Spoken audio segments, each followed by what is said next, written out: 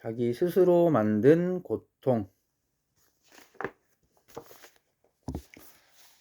나의 이 고통이 다른 모든 생명 가진 존재들의 고통을 대신하게 하소서. 이 고통을 경험하면서 이와 비슷한 고통을 겪을지도 모르는 모든 생명 가진 존재들을 구원하게 하소서. 2차 세계대전 당시 나치에 의해 투옥되었던 유태인 정신과 의사 빅터 프랭클은 말했다. 고통 속에서 의미를 발견할 수 있는 한 인간은 어떤 고통이든 기꺼이 받아들인다. 프랭클은 수용소에서 겪었던 야만적이고 비인간적인 경험을 통해 인간이 어떻게 잔혹한 상황 속에서 살아남는가에 대한 통찰력을 얻을 수 있었다. 살아남는 자들과 그렇지 못한 자들을 관찰한 끝에 그는 이런 결론을 내렸다. 수용소에서 살아남은 자들은 젊거나 기운이 있어서가 아니라 자신의 삶과 경험에서 어떤 목적과 의미를 발견함으로써 힘을 얻었기 때문에 살아남았다는 것이었다. 그렇다. 고통 속에서 의미를 발견한다면 우리는 삶의 가장 어려운 시간을 지나는 동안에도 고통을 견딜 수 있다. 하지만 고통에서 의미를 발견하기란 말처럼 쉬운 일이 아니다. 고통은 종종 아무 때나 무차별적으로 그리고 무의미하게 일어나는 듯 보인다. 특별하고 긍정적인 의미는커녕 아무 의미도 없는 것처럼 보일 때가 더 많다. 또 고통을 겪는 순간에는 우리의 모든 에너지가 고통을 벗어나는 일에 집중된다. 따라서 심각한 위기와 비극적인 일을 겪는 동안에는 고통 뒤에 숨겨진 의미를 생각하기란 불가능해 보인다. 그 순간에는 고통을 견디는 일 말고는 다른 생각을 할 겨를이 없다. 그리고 자신이 겪는 고통이 그저 무의미하고 불공평하게만 보이며 왜 나만 이런 고통을 겪어야 하지? 라고 의아한 생각이 드는 것이 당연하다. 하지만 다행히 비교적 편안한 시기, 다시 말해 극심한 고통을 겪기 전이나 그 후에는 고통에 대해 생각하면서 그 의미를 이해하려 노력할 수는 있다.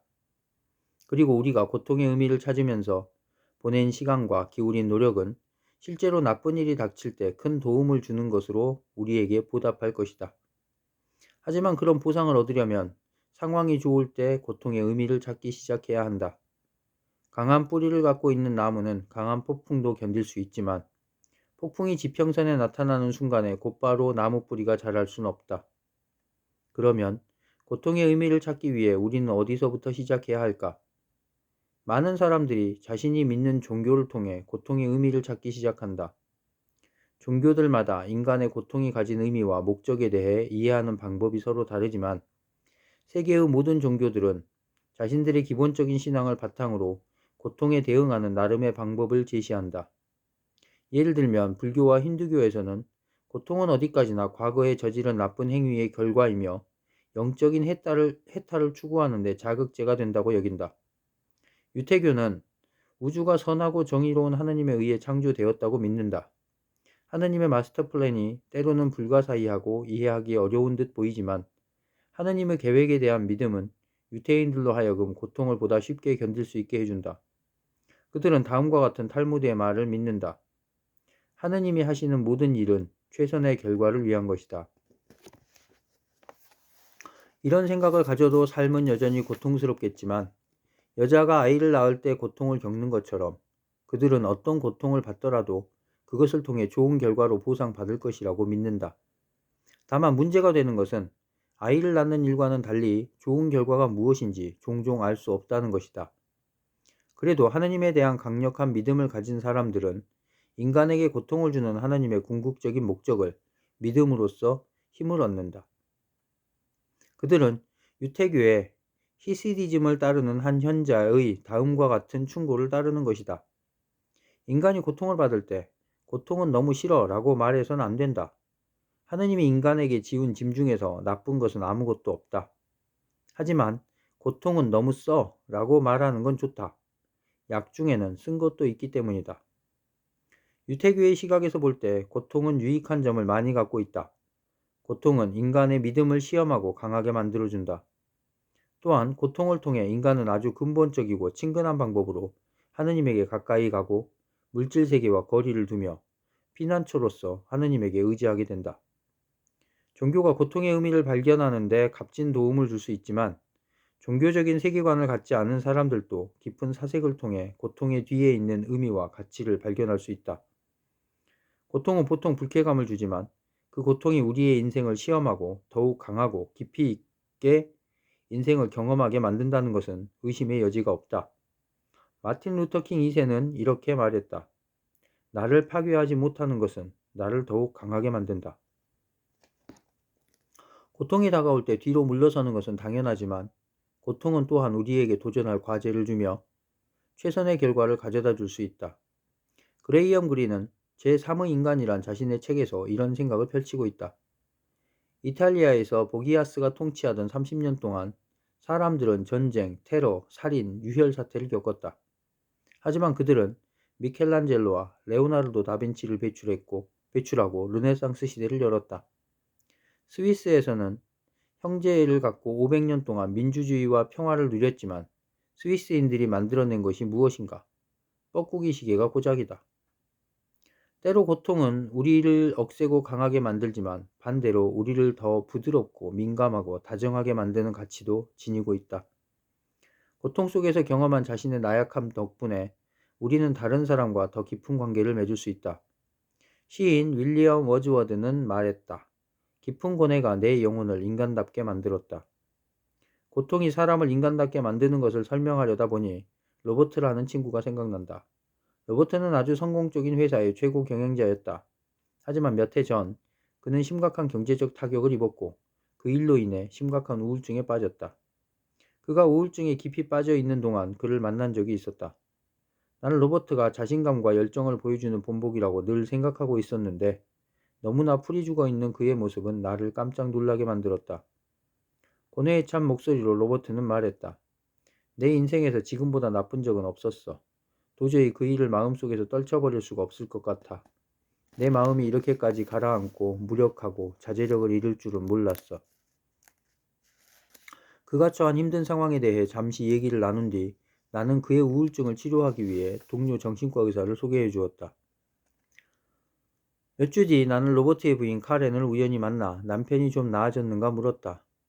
남편이 매우 고마워하고 있어요. 당신이 소개한 정신과 의사가 정말 효과가 있는 항우울제를 처방해 주었어요. 물론 우리가 사업상 생긴 문제를 해결하는 데는 좀 더 시간이 걸릴 거예요. 하지만 지금 남편의 기분은 훨씬 나아지고 있고 우리 두 사람 모두 좋아질 거예요. 정말 반가운 소식이군요. 카렌은 잠시 주저하더니 이내 속마음을 털어놓았다. 이해하시겠지만 난 우울증을 겪는 남편의 모습이 정말 보기 싫었어요. 하지만 어떤 의미에선 그 일이 우리에게 내린 축복인 것 같아요. 어느 날 밤 남편은 우울증이 폭발해서 걷잡을 수 없이 울기 시작했어요. 그는 울음을 그치지 않았어요. 나는 할 수 없이 울음을 그치지 않는 남편을 몇 시간 동안 껴안고 있었어요. 그가 지쳐 잠들 때까지. 23년 동안 결혼 생활을 하면서 그런 일은 처음이었어요. 솔직히 말해 내 인생에서 그때처럼 남편을 가까이 느낀 적은 없었어요. 그리고 지금 남편의 우울증이 나아졌지만 어쩐 일인지 상황이 전과 달라진 것 같아요. 좀 더 마음이 열린 것도 같고 훨씬 더 가까워진 느낌이 아직도 내 마음에 남아있네요.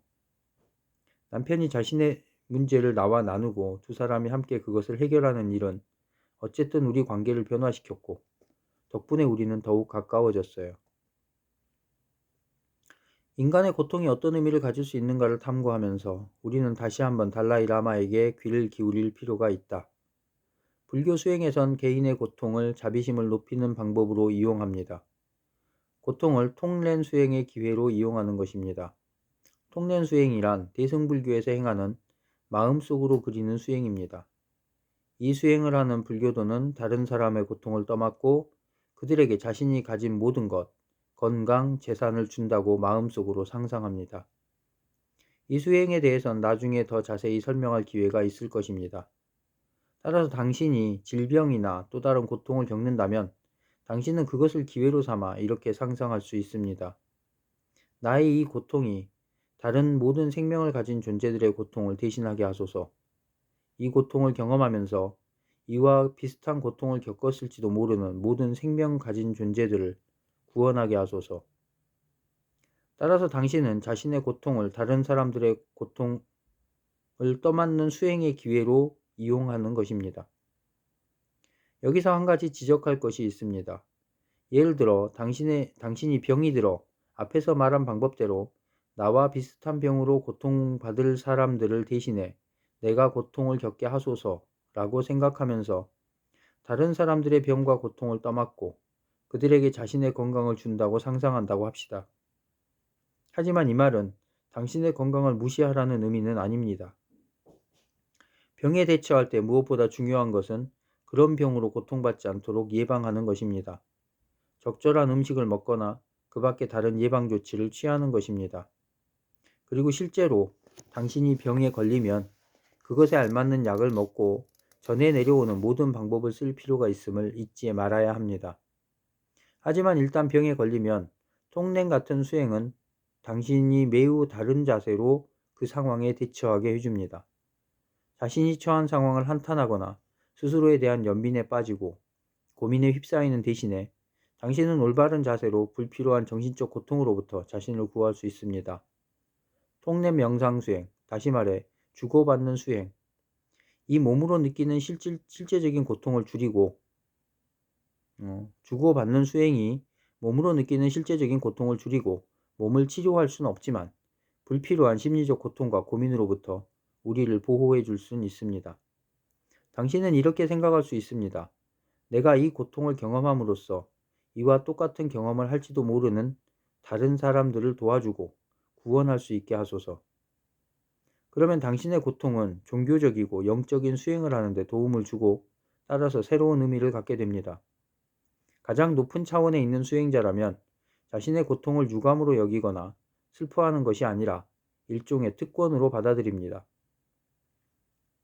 그 사람은 고통을 매우 드문 기회로 생각하고 실제로 기뻐할 수 있습니다. 왜냐하면 이런 특별한 경험은 그를 풍요로운 감정을 가진 사람으로 만들어주기 때문입니다. 내가 말했다. 당신은 통례 수행을 하면서 고통을 이용할 수 있다고 말합니다. 또한 고통의 의미에 대해 미리 의식적으로 생각해두면 실제로 어려운 상황에 생겼을 때 고통에 심하게 짓눌리지 않을 거라고 말합니다. 고통을 삶의 자연스러운 일부로 더 잘 받아들일 수 있다고 말입니다. 달라이 라마가 고개를 끄덕이며 말했다. 그렇습니다. 내가 물었다. 고통이 가진 의미에 대해 명상하는 것이 실제로 가치가 있음을 알려주는 또 다른 방법이 있나요? 그가 대답했다. 물론 있습니다. 우리는 앞에서 불교에선 고통에 대해 명상하는 것이 매우 중요하다고 이야기했습니다. 왜냐하면 고통의 본질을 깨달음으로써 고통의 원인과 고통으로 인도하는 불건전한 행동으로부터 벗어나려는 더욱 강한 결심을 할 수 있기 때문입니다. 그런 명상은 건전한 행동을 통해 행복과 기쁨을 누리려는 열정을 더욱 키워줄 것입니다. 내가 물었다. 고통에 대해 명상하는 것이 불교도가 아닌 사람에게도 유익하다고 보십니까? 그렇습니다. 어떤 면에선 모두에게 그런 명상이 큰 가치를 지닌다고 생각합니다. 예를 들어 자신의 고통에 대해 생각하면 남들 앞에서 건방지게 행동하고 싶은 마음이 줄어들겠지요. 그는 웃으면서 말했다. 물론 거만함과 자만심을 결점으로 생각하지 않는 사람들은 이 방법이 쓸모있고 합리적이라 생각하지 않겠지요. 아주 심각한 표정을 지으며 달라이 라마는 덧붙였다. 하지만 어쨌든 우리가 경험하는 고통에는 매우 중요한 면이 있습니다. 당신이 고통을 느낄 때 그것은 감정이입을 할 수 있는 능력을 키우는 데 큰 도움을 줍니다. 감정이입을 통해 당신은 다른 사람의 느낌과 고통을 자신의 것처럼 느낄 수 있습니다. 이것은 다른 사람에게 자비심을 가질 수 있는 능력을 키워줍니다. 이처럼 고통은 우리를 다른 사람과 연결시켜주기 때문에 고통에 대해 생각하는 것은 가치가 있다고 볼 수 있습니다. 달라이 라마는 결론적으로 이렇게 말했다. 따라서 고통을 이런 시각으로 바라본다면 우리의 태도는 바뀌기 시작할 것입니다. 흔히 생각하듯이 고통을 가치가 없거나 나쁜 것으로 여기지 않을 것입니다. 삶이 좀 더 평온한 시절, 다시 말해 모든 일들이 비교적 안정적으로 잘 풀려갈 때 고통에 대해 미리 명상한다면 우리는 고통에 담긴 의미와 가치를 발견할 수 있을 것이다. 하지만 때로 우리는 아무 목적도 없고 어떤 보탬도 되지 않는 고통에 직면하는 듯하다. 육체적인 통증과 고통이 종종 이런 범주에 들어간다. 신체의 통증과 그 통증에 대한 정신적, 감정적 반응인 고통에는 분명히 차이가 있다. 따라서 이러한 문제를 생각할 수 있다. 우리가 겪는 통증 속에 숨어 있는 목적과 의미를 발견한다면 통증에 대한 우리의 자세도 바뀔 수 있을까? 그리고 이런 태도의 변화가 실제로 몸을 다쳤을 때 겪는 고통을 어느 정도 덜어줄 수 있을까? 통증, 아무도 원치 않는 선물이라는 책에서 폴 브랜드 박사는 육체가 겪는 통증을 어떤 목적과 육체가 겪는 통증이 어떤 목적과 의미를 갖고 있는가를 조사했다. 브랜드 박사는 세계적으로 유명한 외과 의사이자 나병 전문가이다. 선교사의 아들로 태어난 그는 아버지와 함께 인도로 가서 극심한 어려움과 고통 속에서 사는 사람들과 함께 어린 시절을 보냈다. 그곳에 사는 사람들은 서양인들보다 육체적 통증을 더 자주 겪고 참아야 한다는 것을 깨달으면서 브랜드 박사는 인간의 몸에 있는 통증 시스템에 관심을 갖게 되었다. 마침내 인도의 나병 환자들을 대상으로 연구하면서 그는 주목할 만한 사실을 발견했다. 나병 환자가 끔찍한 모습으로 변하는 것은 직접적으로 살을 썩게 만드는 병원체 때문이 아니라 팔, 다리에서 통증의 감각을 잃게 만드는 질병 때문이라는 것을 발견한 것이다. 통증이 주는 보호장치가 없는 나병 환자들은 자신의 세포가 손상을 입고 있다는 경고를 받을 수가 없다. 따라서 브랜드 박사는 나병 환자들의 피부가 까지거나 뼈가 드러난 다리로 걷거나 뛰는 모습을 볼 수 있었다. 이렇게 되면 병은 계속 악화될 뿐이다. 통증을 느끼지 못하는 그들은 심지어 손을 불 속에 넣어 무언가를 꺼내기도 했다. 브랜드 박사는 환자들이 자신이 파괴되고 있는 상황에 완전히 무관심하다는 것을 알았다. 그의 저서에서 통증에 대한 감각이 없이 살 때 겪게 되는 참담한 일들에 대해 수없이 이야기하고 있다. 끝없이 상처를 입는 것은 물론 심지어 환자가 평화롭게 잠자고 있는 동안 쥐가 손가락이나 발가락을 갉아먹는 경우도 있었다. 통증 때문에 고통을 받고 통증을 느끼지 못해 고통받는 환자들을 연구하며 평생을 보낸 브랜드 박사는 차츰 통증을 서양에서 생각하듯 적으로 보지 않고 놀랍고 훌륭하고 정교한 생물학적 시스템으로 생각하게 되었다. 이 시스템은 몸이 상처를 입을 때 경고를 보내 우리를 보호해준다. 하지만 왜 통증은 이렇게 그렇듯 고통스러워야만 하는 걸까? 브랜드 박사는 우리가 끔찍하게 싫어하는 통증의 불쾌감 덕분에 우리는 몸에 닥친 위험과 상처에 대해 효과적인 경고를 받고 보호할 수 있다고 결론을 내렸다. 통증의 불쾌감은 인간의 몸 전체가 그 문제에 관심을 쏟게 만든다. 우리 몸이 가진 자동 반사 신경은 몸을 보호하는 1차적인 장치로서 통증을 재빨리 피하게 해주지만 몸 전체가 관심을 기울여 행동하도록 자극을 주고 강제하는 것은 바로 불쾌감이다. 또한 불쾌한 통증의 경험은 기억 속에 확실히 새겨져 통증이 사라진 뒤에도 우리를 보호해준다. 고통 속에서 의미를 발견하는 것이 삶의 문제에 대처하는 데 도움이 되듯이 브랜드 박사는 육체적 통증의 목적을 이해하면 통증이 생길 때 겪는 고통을 줄일 수 있다고 생각한다. 이 이론을 바탕으로 그는 통증보험이라는 개념을 제시한다. 우리가 통증을 느끼는 이유에 대해 이해하고 통증을 느끼지 못할 때 우리가 어떻게 살아갈까를 생각함으로써 건강할 때 미리 통증에 대비할 수 있다고 브랜드 박사는 믿는다. 하지만 격렬한 통증은 이성적인 생각을 무너뜨릴 수 있기 때문에 우리는 통증이 일어나기 전에 그것에 대해 미리 생각해 두어야 한다. 통증을 당신의 몸이 가장 효과적으로 관심을 끌어서 중요한 사실을 말하는 방법으로 생각한다면 통증에 대한 우리의 태도는 바뀔 것이다. 그리고 통증에 대한 태도가 바뀌면서 우리의 고통도 줄어들 것이다. 브랜드 박사는 말한다. 우리가 통증에 대해 갖고 있는 자세가 실제로 통증이 닥쳤을 때 받게 될 고통의 강도를 결정하게 된다고 난 확신한다. 그는 사람들이 통증을 느끼면서 감사하는 마음을 가져야 한다고 믿는다. 우리는 통증 그 자체에 감사하지는 않겠지만 통증을 느끼게 해주는 신체 시스템에 대해선 감사할 수 있을 것이다. 마음의 자세가 신체의 통증에 따라오는 고통의 크기에 강력한 영향을 미친다는 것은 의문의 여지가 없다. 예를 들어 건축 노동자와 피아니스트가 똑같이 손가락을 다쳐 고통받고 있다고 생각해보자. 몸으로 느끼는 고통의 크기는 두 사람에게 똑같겠지만 건축 노동자는 비교적 작은 고통을 느낄 것이고 평소에 원하던 한 달간의 유급 휴가까지 받는다면 오히려 기뻐할 것이다. 반면에 연주를 인생 최고의 기쁨으로 생각하는 피아니스트에게는 똑같은 상처가 훨씬 더 심각한 고통을 안겨줄 것이다. 우리의 마음 자세가 고통을 느끼고 견디는 능력에 영향을 준다는 생각은 이처럼 이론적으로만 설명되는 것이 아니다.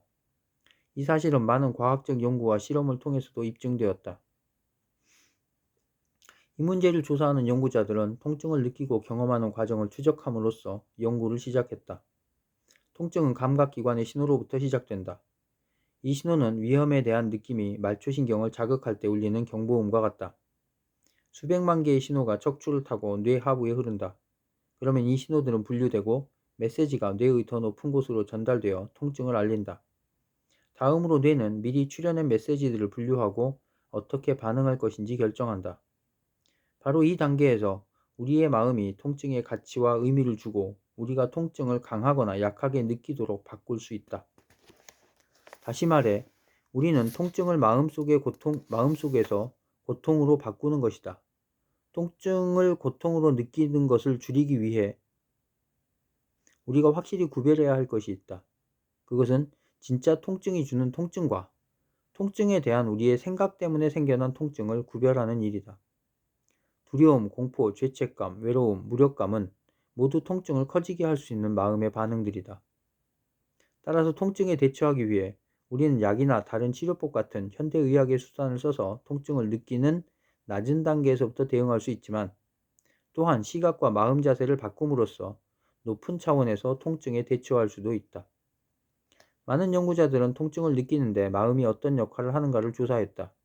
파블로프는 심지어 개에게 전기 충격을 가하면서 보상으로 음식을 줌으로써 개가 통증을 느끼는 본능을 극복하도록 훈련시켰다. 로날드 맥작은 파블로프의 실험에서 한 걸음 더 나아갔다.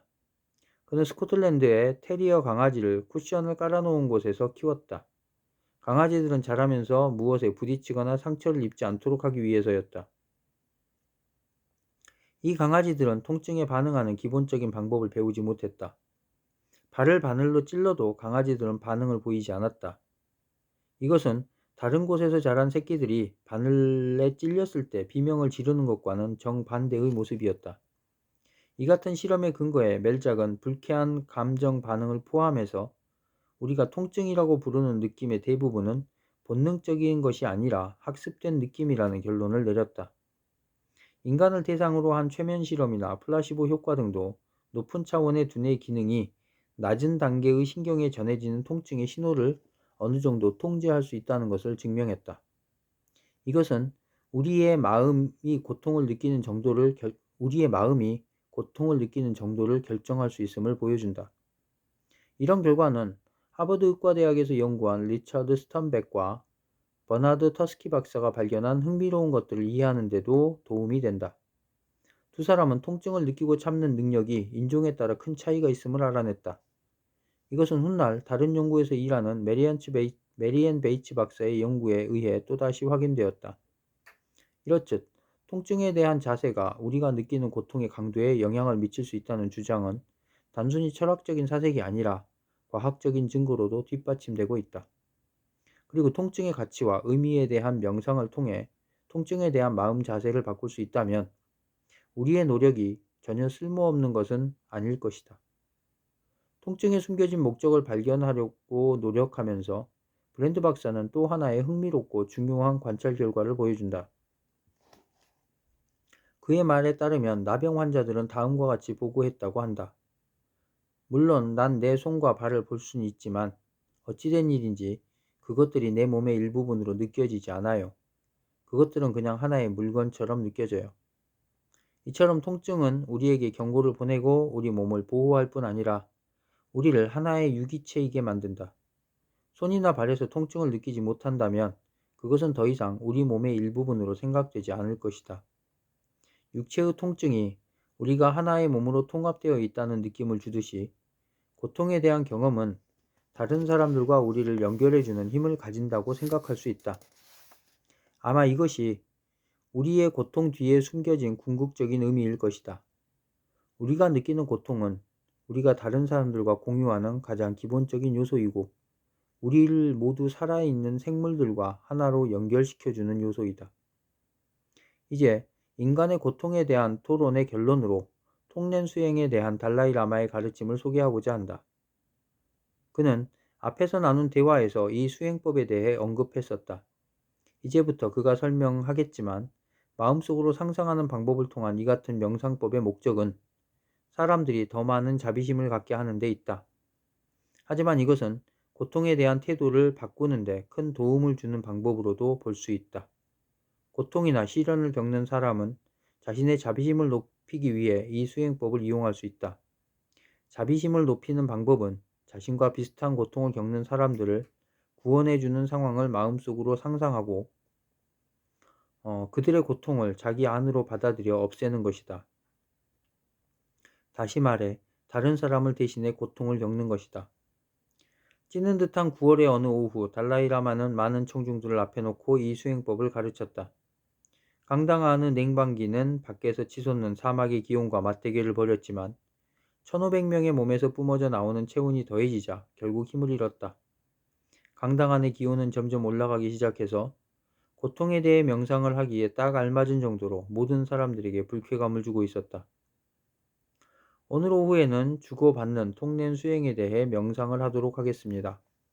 이 수행은 마음을 닫고 자연스럽게 자비심을 키우기 위한 것입니다. 우리가 이렇게 할 수 있는 까닭은 통렌 명상이 이기심을 버리도록 도와주기 때문입니다. 이 명상은 마음의 문을 열고 다른 사람의 고통을 받아들이도록 용기를 줍니다. 그리고 그렇게 함으로써 우리 마음의 힘을 키워줍니다. 이 수행을 시작하려면 먼저 도움을 간절히 바라는 사람들이 한쪽에 있다고 마음속으로 상상해야 합니다. 이들은 고통스럽고 불행한 상황에 처해 있으며 가난과 시련 속에서 살고 있습니다. 이런 사람들이 한쪽에 있다고 마음속으로 분명히 상상하십시오. 그리고 나서 다른 쪽에 누구보다 자기중심적이고 습관적으로 이기적인 성향을 드러내며 다른 사람의 행복과 소망엔 관심조차 없는 당신의 모습을 상상하십시오. 그리고 자신이 고통받는 사람들과 이기적인 자신의 모습 사이에서 서 있는 중립적인 관찰자라고 생각하십시오.